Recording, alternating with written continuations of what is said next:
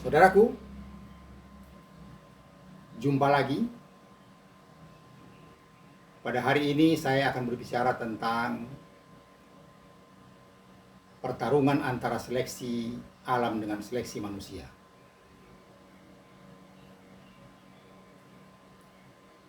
Dalam evolusi makhluk hidup, termasuk evolusi manusia,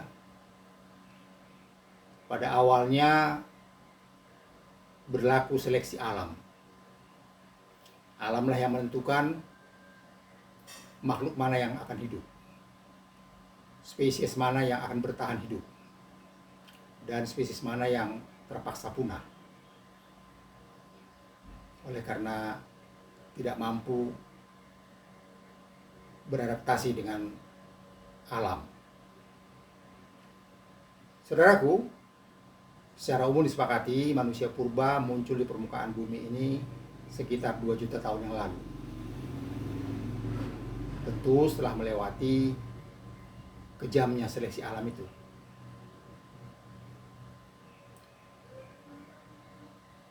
Banyak hewan dan tumbuhan gagal bertahan hidup oleh karena gagal beradaptasi terhadap alam yang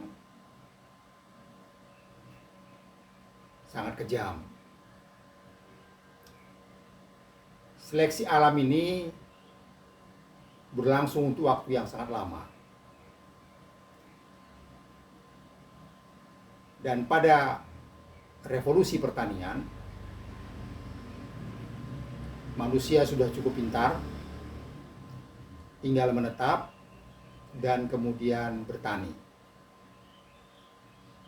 Dalam pertanian ini manusia yang menentukan tumbuhan mana yang akan ditanam, hewan mana yang akan diternakkan, tumbuhan mana yang dianggap gulma, dianggap tumbuhan liar dan oleh karena itu dimusnahkan, hewan mana yang dianggap parasit dan oleh karena itu juga dibunuh. Dan hewan mana yang dianggap layak untuk diternakkan, hewan itulah yang diternakkan. Seleksi manusia ini berlangsung terus dan semakin kuat setelah revolusi ilmiah dan revolusi industri berhasil. Bahkan manusia sudah mengadakan rekayasa genetika. Manusia mulai mengatur hewan itu akan seperti apa. Misalnya hewan pedaging dibuat sedemikian rupa sehingga menjadi gemuk dan dagingnya banyak. Ayam petelur juga direkayasa sedemikian rupa supaya telurnya banyak. Ayam pedaging direkayasa sehingga pada umur 40 hari sudah bisa dipanen. Begitulah seterusnya. Dan ini memperlihatkan seleksi manusia. Artinya spesies manapun yang akan survive di bumi ini penentunya adalah manusia. Sampai suatu waktu, katakanlah beberapa bulan terakhir ini, pandemi COVID-19 muncul ke permukaan. Manusia mulai membatasi ruang geraknya, mengadakan lockdown di sana-sini, menggunakan masker, mengurangi kerumunan, menghindari pertemuan dengan orang lain dalam jarak dekat, dan seterusnya dan seterusnya. Kemudian memproduksi vaksin, tetapi ternyata walaupun vaksin sudah digunakan, korbannya masih banyak juga. Saudaraku, saya melihat apakah ini suatu pertanda bahwa seleksi alam akan kembali mengungguli seleksi manusia. Saya katakan seperti itu karena sasaran virus COVID ini jelas-jelas manusia. Amerika Serikat, kumpulan orang pintar, negara kaya, wilayahnya luas, sekarang menderita korban paling banyak. Kasus positif COVID-19 paling banyak di dunia. Korban kematian akibat COVID-19 juga paling banyak. Sekarang Amerika Serikat mulai diikuti oleh India. Beberapa hari ini, dalam satu hari,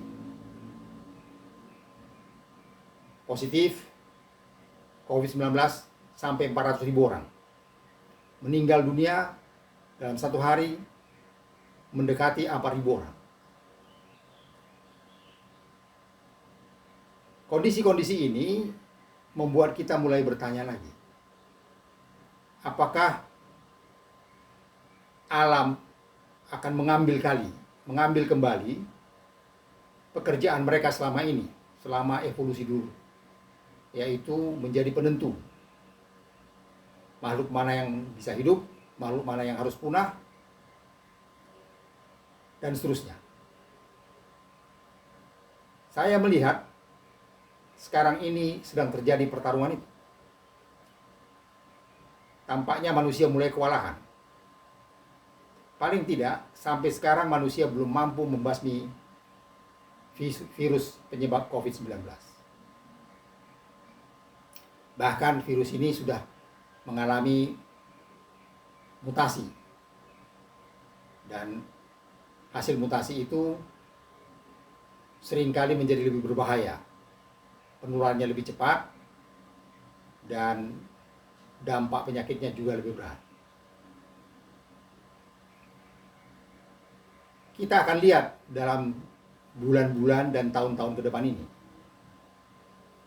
apakah manusia mampu mengalahkan COVID-19 ini. Tapi tampaknya andaikan pun mampu, bukan mustahil akan muncul lagi virus corona yang lain.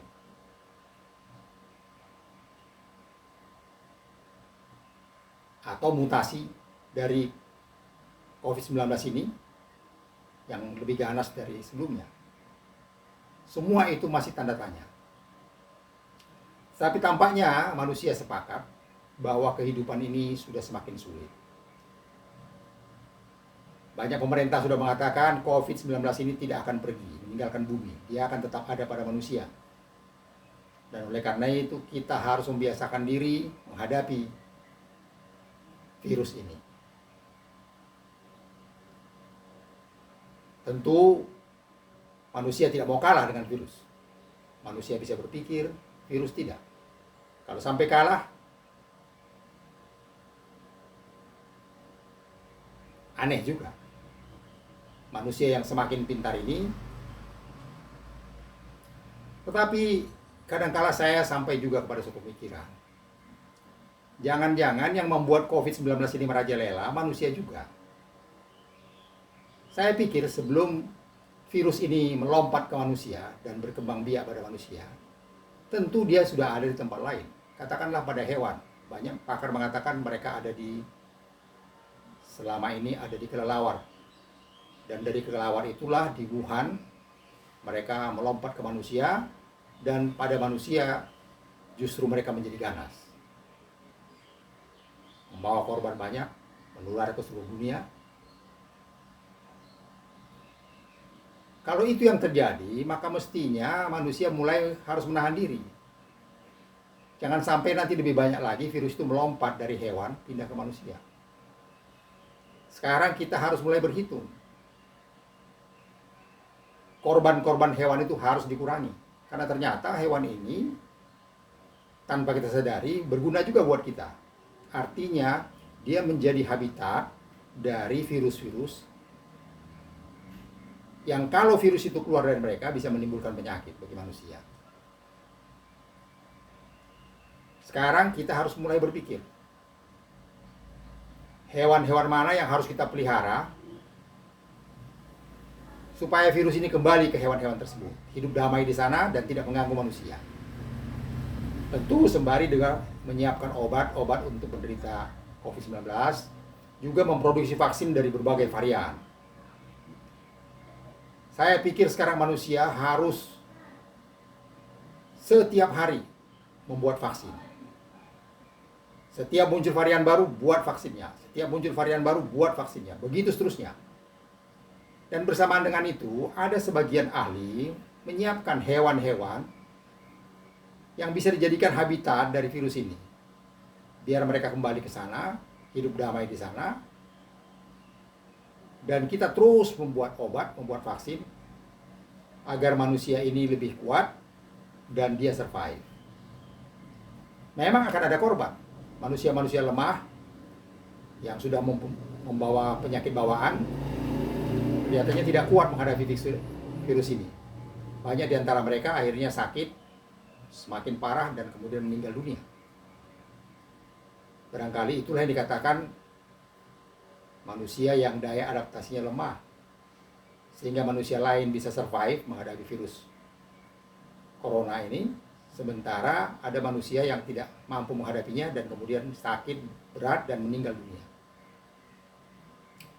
Kesimpulan saya, sekarang ini seleksi manusia dan seleksi alam sama-sama berjalan.